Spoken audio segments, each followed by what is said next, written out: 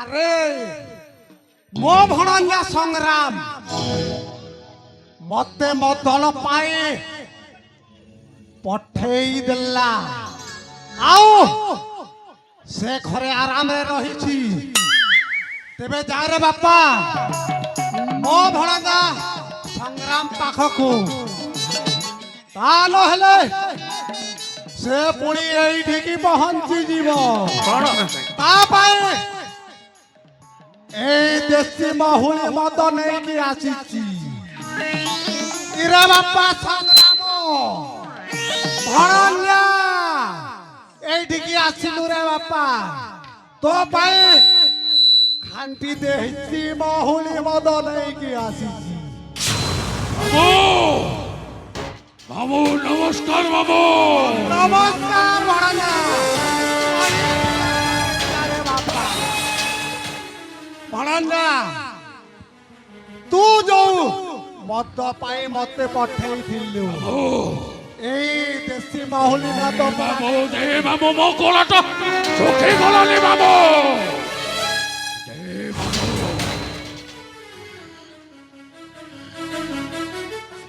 এ মদটা পিলে তো মনটা শান্তি হব। পি পি ভণঞ্জা পিলে।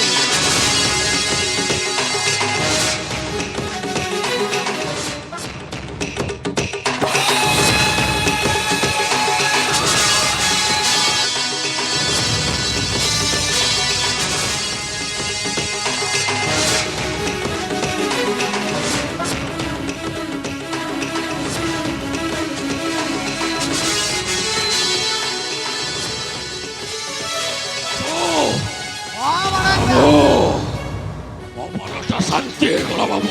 ଏଥରକ ବହୁତ ଖୁସି ହେଇଗଲା ବାବୁ। ବାବୁ ହଁ ଭଣଞ୍ଜା। ହେଲେ ଏତେ ସମୟ କୁଆଡ଼େ ଯାଇଥିଲ ବାବୁ? ଭଣଞ୍ଜା ବାବୁ ଗାଁ ଦାଣ୍ଡରେ ବୁଲି ବୁଲିକି ଖୋଜିଲି ମଦ। ହେଲେ ଗୋଟାଏ ଜାଗାରେ ମିଳିଲା ମଦ ଆଉ ଜାଗାରେ ମିଳିଲା। ହଁ ସେଇଥିପାଇଁ ମତେ ଲେଟ୍ ହେଇଗଲା ଆଉ। ବାବୁ ଜିନିଷଟା ବହୁତ ଭଲ ଥିଲା। ମୁଁ ଜାଣିକି ତୋ ପାଇଁ ପରା ପୁରା କଣା ମଦ ନେଇକି ଆସିଛି ଆଉ। ଓ ମାମୁ ହେଲେ ମାମୁ ହଁ ଭଣଞ୍ଜା। ପିଲାଟି ଦିନରୁ ମୁଁ ବଡ଼ ହେଇଗଲି ମାମୁ।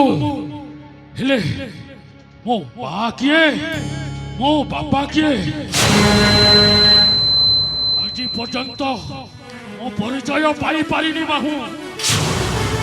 କହିବ କହିବ ମାମୁ ମୋ ମା ବାପାର ପରିଚୟ ଦେଇପାରିବ ମାମୁ? ଆରେ ବାପା ମାମୁ ଏ ମୋ ଭଣଞ୍ଜା ତା ପରିଚୟଟା ଦେଇଦେଲି ମୋ କାମ କାର୍ଯ୍ୟରେ ସେ ଆସିବନି। ତାରି ପାଇଁ ମୁଁ ଆହୁରି ଗୋଟାଏ ଖେଳ ଖେଳିବି ଆଉ। ଭଣଞ୍ଜା ତୋ ମା ବାପାକୁ ମୋ ମା ବାପାକୁ ସେଇ ରାଜା ଆଉ ମନ୍ତ୍ରୀ ରାଜା ଆଉ ମନ୍ତ୍ରୀ ଧର୍ମପଦ ଆଉ ସତ୍ୟବନ୍ତ ରାଜା ସତ୍ୟବନ୍ତ କଣ ହେଲା ବାବୁ? ଜାଣିଛୁ ଭଣଞ୍ଜା ବାବୁ ତୋ ମା ବାପାକୁ ମୋ ମା ବାପାକୁ ଟିକିଏ ଭୁଲ ପାଇଁ କିଏ ଭୁଲ ପାଇ କାରାଦଣ୍ଡରେ ରଖିକି କାରାଦଣ୍ଡରେ ରଖିଛେ? ଭଣଞ୍ଜା କଣ କଲେ ଜାଣିଛୁ? କଣ କଲେ ବାବୁ? ବାବୁ ଏ ବାବୁ କଣ ହେଲା? ସେମାନଙ୍କୁ ମାରିଦେଲା।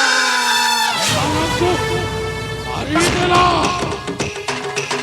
ମୋ ମା ବାପାକୁ ମାରିଦେଲା। ଏ ରାଜା ସତ୍ୟବନ୍ତ ଏ ରାଜା ସତ୍ୟବନ୍ତ ତୁ ମୋ ମା ବାପାକୁ ମାରିଛୁ। ତୁ ସତ କହୁଛୁ ନା ବାବୁ? ହଁ ଭଣଞ୍ଜା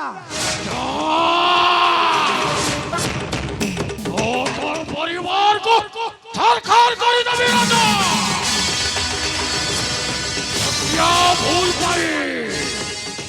ছোটিয়া ভুল পাই তো মো মা বাবাকে মারি মো প্রতিশোধ দেবে। ও ছারখার ଶାନ୍ତିରେ ରହିବନି ବାବୁ। ଗୋଟେ ଗୋଟେକୁ ଖାଲି ହାଣିବି। ଆଉ ଜାଣିଛୁ ମହାରାଜା କଣ କରିଛନ୍ତି ଜାଣିଛୁ? ତୋ ମା ବାପାକୁ ଟିକିଏ ଭୁଲ ପାଇଁ ରାଜା ସତ୍ୟବନ୍ଧୁ ଆଉ ମନ୍ତ୍ରୀ ଧର୍ମବନ୍ତ ମାରିଦେଲି। ସେହିପରି ମୁଁ ଟିକିଏ ଭୁଲ କରିଦେଲି, ତାର ପାଇଁ ମତେ ଗୁମାସ୍ତା ପଦରୁ ବିତାଡ଼ିତ କରିଦେଲି। ତମକୁ ମହାରାଜା ମାମୁ ତାହେଲେ ମାମୁ ଦୁହେଁ ମିଶିକି এই মণিপুর রাজ্যକୁ ছারখার କରିଦେବେ। ଯୋଉ ପର୍ଯ୍ୟନ୍ତ ଏ ରାଜ ସିଂହାସନ ମୋ ହାତ ମୁଠାକୁ ନ ଆସିଛି, ତାହେଲେ ମାମୁ ମହାରାଜା ଏମିତି କଲେ ରାଜ ପରିବ ମୋ ହାତ ମୁଠାକୁ ଆସିବ। ଉପାୟ ହେବି ଉପାୟଟା ମୁଁ ତୁମକୁ କହିବି ଭଣଞ୍ଜା। କହିବ କହିବି ଭଣଞ୍ଜା।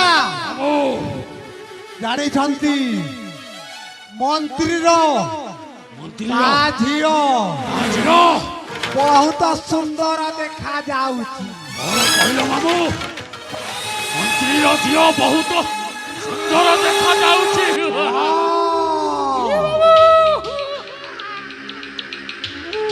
ତାକୁ ଯଦି ତୁ ରଖିତା ବନେଇବୁ ତାହେଲେ ତ ମାମୁ ମନ୍ତ୍ରୀ ଆଉ ରାଜାର ଅଚଳାଚଳ ସମ୍ପତ୍ତି ଅଛି, ତାକୁ ଖାଇବା। ଆଉ ହେଲେ ଆଗେ ପ୍ରତିଷ୍ଠା ନେବି ମାମୁ, ତାପରେ ଯାଇକି ମାମୁ ଏ ମୁକୁଟ ପିନ୍ଧିବି, ରାଜ ମୁକୁଟ। ଯୋଉ ପର୍ଯ୍ୟନ୍ତ ଏମାନଙ୍କୁ ହାଣି ନାହିଁ ସେଇ ପର୍ଯ୍ୟନ୍ତ ମୁକୁଟ ଚାହେଁ ନାହିଁ ବାବୁ, ଚାହେଁ ଖାଲି ପ୍ରତିଶୋଧ। କେମିତି କରି ଏମାନଙ୍କୁ କରିବି ଭଣଞ୍ଜା? ତାହେଲେ ଆଉ ବିଳମ୍ବ ନ କରି ଚାଲ ବାବୁ।